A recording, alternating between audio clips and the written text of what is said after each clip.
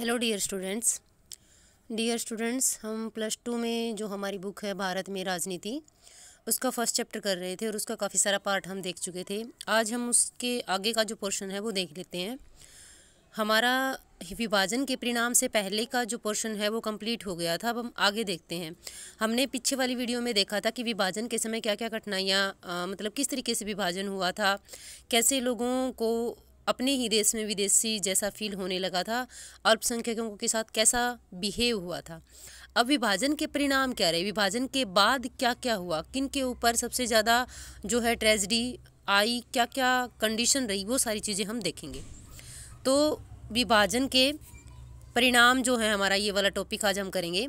इसमें क्या बताया गया है कि जब विभाजन हुआ था तो सबसे बड़ी प्रॉब्लम थी स्थानांतरण की, एक जगह से दूसरी जगह, और बिल्कुल अचानक ये सारी चीज़ें हुई थी। बल्कि 14-15 अगस्त तक कुछ लोगों को तो ये भी नहीं पता था कि वो भारत के नागरिक हैं या फिर पाकिस्तान के नागरिक हैं। तो सबसे बड़ी प्रॉब्लम ये हुई थी और मानव इतिहास में बड़े स्थानांतरणों में एक था ये, मतलब जिसमें लोगों का एक जगह से दूसरी जगह पर जाना हुआ अपनी जगह को छोड़कर। ये बड़े बड़े जो स्थानांतरण हुए उनमें से एक माना गया है। और हमारे देश का जो बंटवारा है वो धर्म के आधार पर हुआ था और धर्म के आधार पर दो जो हैं देश बना दिए गए थे, जैसे कि पाकिस्तान है, पूर्वी पाकिस्तान और पश्चिमी पाकिस्तान, और एक भारत बना दिया गया था। तो इसमें बहुत ज़्यादा नुकसान हुआ था। क्या क्या इसका रिजल्ट रहे, क्या क्या परिणाम हुआ, लोगों को बेरहमी से मारा गया, इसमें ये सारी चीज़ें बताई गई है। और कुछ क्षेत्र तो बिल्कुल अखाड़े से बन गए थे, वहाँ पर बहुत ज़्यादा दंगे हुए। जैसे लाहौर है, ये लाहौर जो है बॉर्डर पर है इसलिए, और अमृतसर हमारी तरफ बॉर्डर पर है, कलकत्ता यहाँ पर मुस्लिमों की संख्या जो है बहुत ज़्यादा है, तो यहाँ पर बहुत ज़्यादा दंगे हुए थे। जहाँ हिंदू और सिख रहा करते थे वहाँ मुसलमानों ने जाना छोड़ दिया था, और जहाँ मुस्लिम बहुल आबादी वाले क्षेत्र थे वहाँ हिंदू और सिखों ने जाना छोड़ दिया था। तो ये जो कंडीशन है हो गई थी हमारे देश के विभाजन के बाद। अब जो लोग हैं वो अपना घर छोड़ने के लिए मजबूर हो गए थे, एक तरफ से दूसरी तरफ वो सभी जा रहे थे। तो इसमें बहुत सारी समस्याएं उनके सामने आई, विपत्तियों का उन्हें सामना करना पड़ा। अल्पसंख्यक अपने घरों से भाग खड़े हुए थे। बहुत ज़्यादा समस्याओं का सामना करने के बाद जो शरणार्थी हैं उनको शिविरों में रोका गया, शिविरों में उन्हें पनाह लेनी पड़ी, और शिविरों के अंदर भी उनके साथ कोई अच्छा बिहेव जो है वो नहीं किया गया था। वहाँ की पुलिस है, वहाँ का प्रशासन है, उनके साथ बुरा व्यवहार करता था। और यहाँ तक कि जब विभाजन हुआ, उसके विभाजन के बाद जो औरतें जहाँ पर रह गई थी, वो किसी कारण से मुश्किलों में फंस गई थी, उन औरतों के साथ बहुत बुरा सलूक जो है वो किया गया था।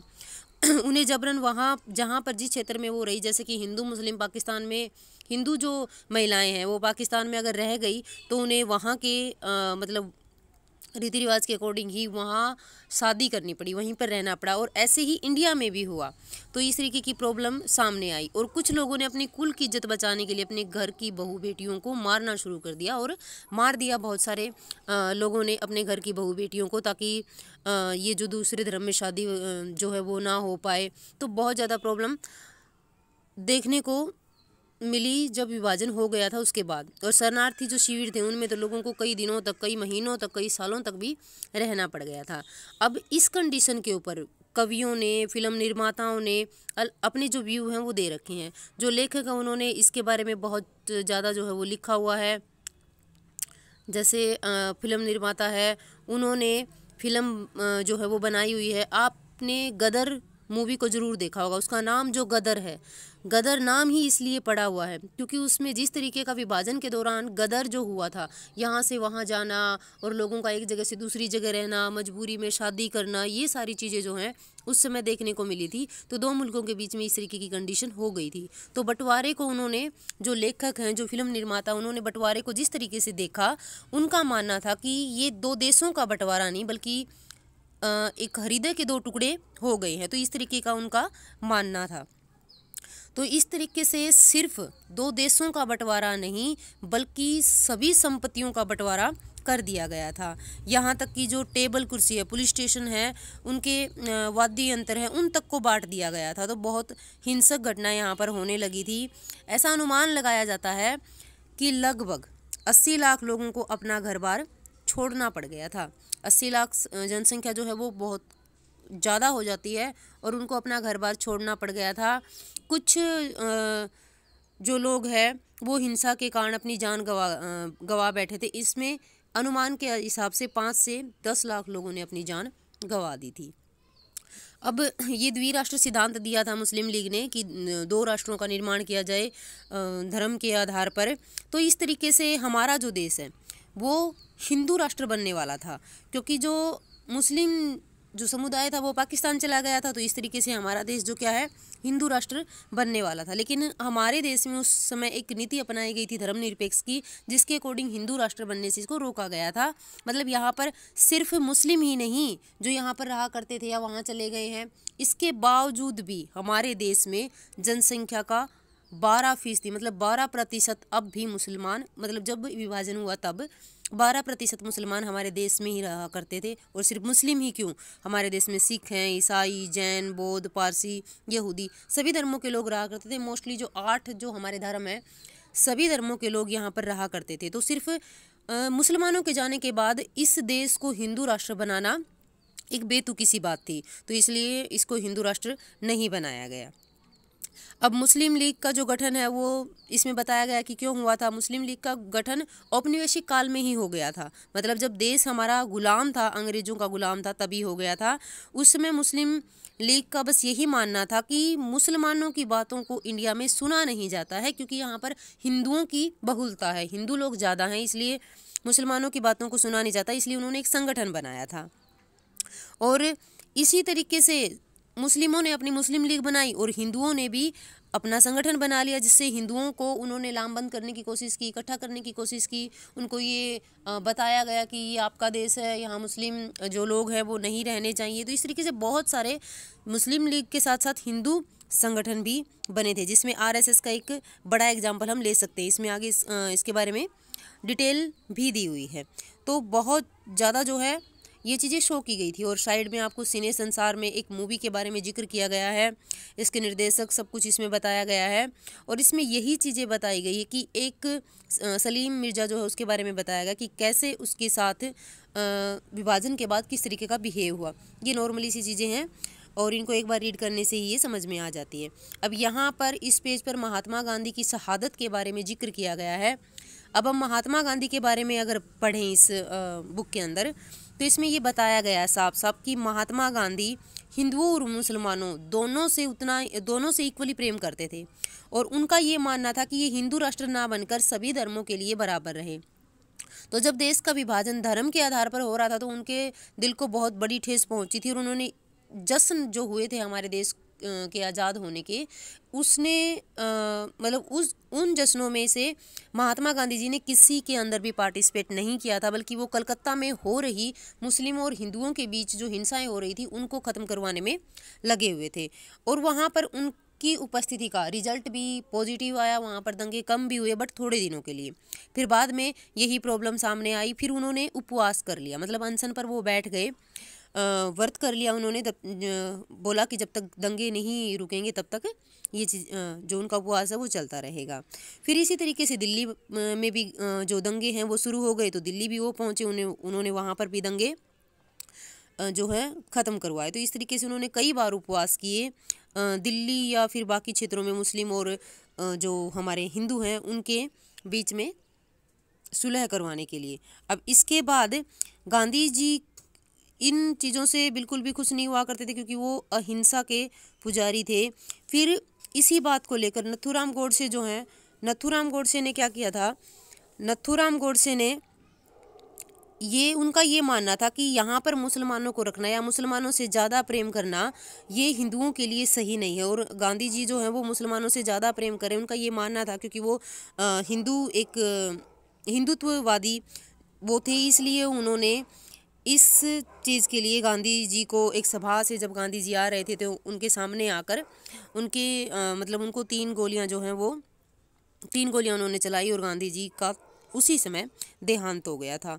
तो यहाँ पर ये सांप्रदायिक माहौल, इस डेथ के बाद सांप्रदायिक माहौल के ऊपर जादुई असर हुआ था। मतलब ये जो है हिंसाएं जो है, क्रोध और हिंसा अचानक ही मंद पड़ गई थी उनकी डेथ के बाद। गांधी जी की डेथ के बाद ये चीज़ें बिल्कुल ही मंद पड़ गई थी। अब इसके बाद बहुत सारी जो फिगर दिए हुए हैं जिसमें उनकी डेथ के बारे में बताया गया है, मतलब किस तरीके से देश को धक्का लगा था। अब इसके आगे जो है वो रजवाड़ों का विलय दिखाया गया है कि कैसे रजवाड़ों को मिलाया गया। जब हमारा देश आज़ाद हुआ तब हमारे देश में 565 जो हैं वो रियासतें हुआ करती, लगभग 565 रियासतें हुआ करती थी, और इन रियासतों को मिलाना बहुत बड़ी समस्या थी हमारे देश के लिए, क्योंकि अनाउंसमेंट हो गई थी कि रियासतें अपना खुद का अलग राष्ट्र बना सकती हैं, पाकिस्तान में मिल सकती हैं या भारत में मिल सकती हैं। अगर ऐसा होता तो हमारे भारत का जो अखंड भारत का सपना था वो बिल्कुल टूट जाता, क्योंकि अखंड भारत फिर टूटने के बाद मतलब जो पूरा भारत है हमारा वो ऐसे का ऐसा नहीं रह पाता। अब ये विभाजन के पहले और बाद की स्थिति को दिखाया हुआ है। जो लाइन है वो बाद की है, जो आप मैप देख रहे हो उसके आसपास का जो एरिया है वो नॉर्मली दिखाया हुआ। यहाँ पर आप दो कलर देख रहे हैं, एक ब्लू और एक येलो। येलो जो कलर है वो वाला क्षेत्र है जहाँ अंग्रेजों का राज हुआ करता था, और बाकी का जो क्षेत्र है वहाँ रजवाड़े हुआ करते थे, राजाओं का राज हुआ करता था। अब जब अंग्रेज़ों ने ये अनाउंसमेंट कर दी थी कि कोई भी रजवाड़ा है, कोई भी रियासत जो है, देसी रियासत है, वो कहीं पर भी कैसे भी किसी भी देश में या फिर अपना अलग स्वतंत्र राज्य जो है बना सकती है, तो इसका असर अगले ही दिन देखने को मिल गया। सबसे पहले त्रावणकोर जो क्षेत्र है उसने क्या किया, अनाउंसमेंट कर दी कि हम स्वतंत्र राज्य बनाएंगे। उसके अगले ही दिन फिर हैदराबाद ने कर दी।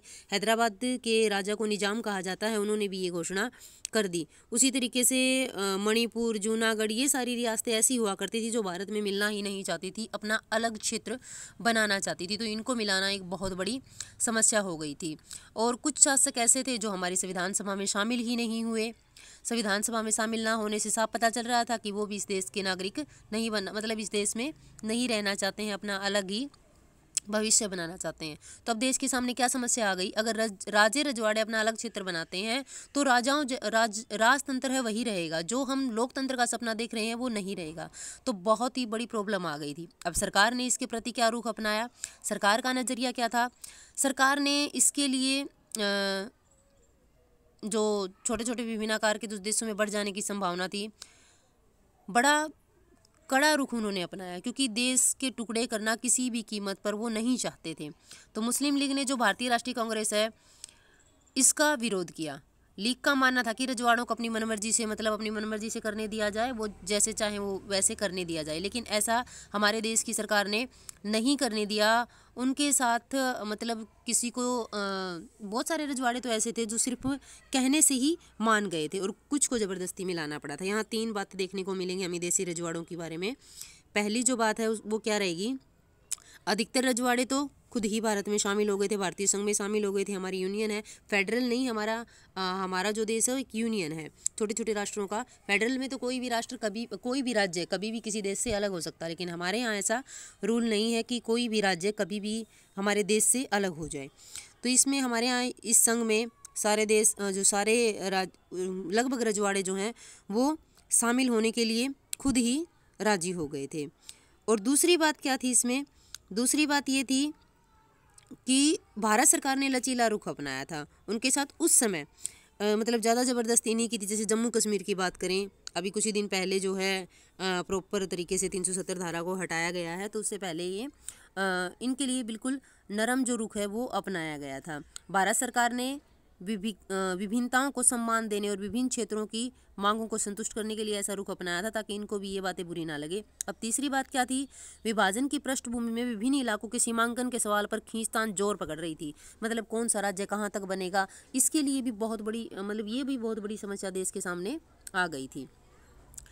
अब इसके बाद देश क्या किया गया कि शांतिपूर्ण तरीके से बातचीत चलती रही रजवाड़ों के साथ, सीमांकन जो है, उनकी सीमाएं जो हैं, इसके लिए बातचीत चलती रही। और 15 अगस्त 1947 से पहले ही भारतीय संघ में ये शामिल हो गए थे। कुछ रजवाड़े ही बचे थे जो इसमें शामिल नहीं हो रहे थे।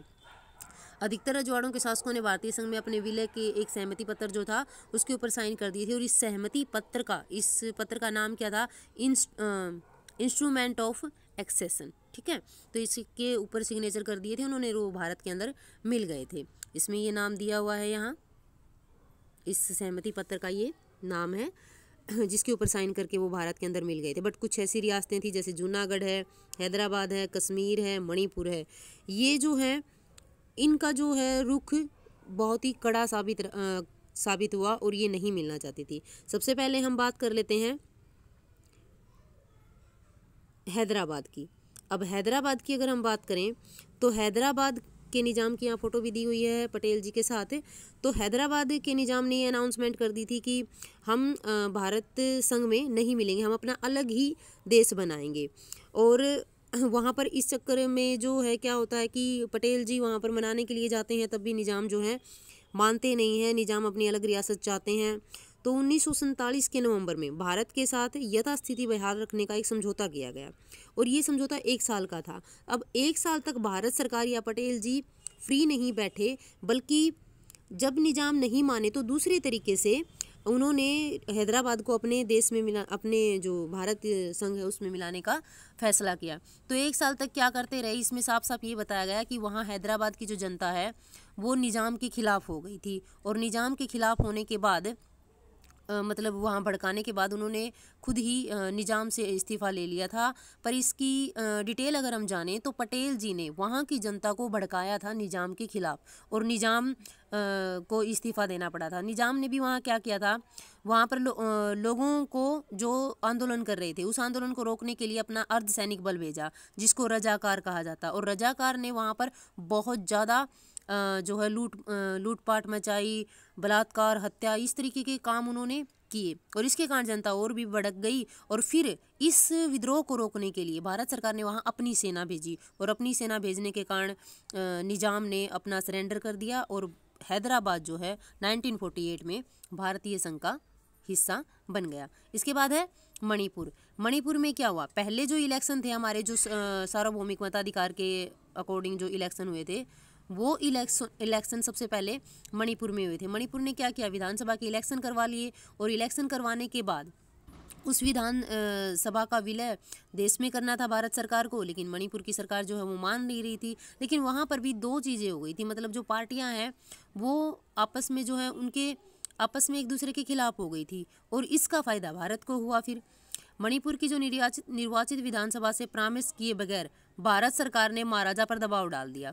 अब वहाँ के जो महाराजा थे उनके ऊपर दबाव डाल दिया और भारतीय संघ में शामिल होने के लिए समझौते पर हस्ताक्षर कर दिए, मतलब कर दें ऐसा उनको बोला गया। और भारत सरकार को इसमें सफलता भी मिली, विधानसभा की तो परमिशन ही नहीं ली और राजा के ऊपर दबाव डालकर मणिपुर को जो है भारत में मिला लिया गया। अब यहाँ एक जो ये आपको फिगर दिखाई दे रहा है, ये जो फिगर है इसमें साफ ये दिखाया गया है कि राजा किस तरीके से वहाँ की रियासतों का शोषण करते थे। और पटेल की यहाँ नीति देखिए आप, वो ये नहीं कह रहे कि आप उठिए, मतलब यहाँ कहते कि आप उठिए मत, बस ये जो विदेशी मामले प्रतिरक्षा संचार ये आप हमें दे दीजिए। अगर ये पटेल जी के पास या सरकार के पास आ जाते हैं तो राजाओं के पास कुछ भी नहीं बचता है और उन्हें मतलब जनता का वो शोषण नहीं कर पाते हैं। तो इनके दिमाग से इन्होंने देश को जो हमारा अखंड भारत का सपना था उसको पूरा करने की पूरी कोशिश की है।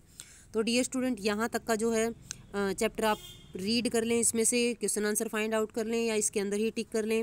राज्यों का पुनर्गठन है, कैसे राज्य बने, किस आधार पर बने, किस आयोग ने बनाए, ये हम नेक्स्ट वीडियो में देखेंगे।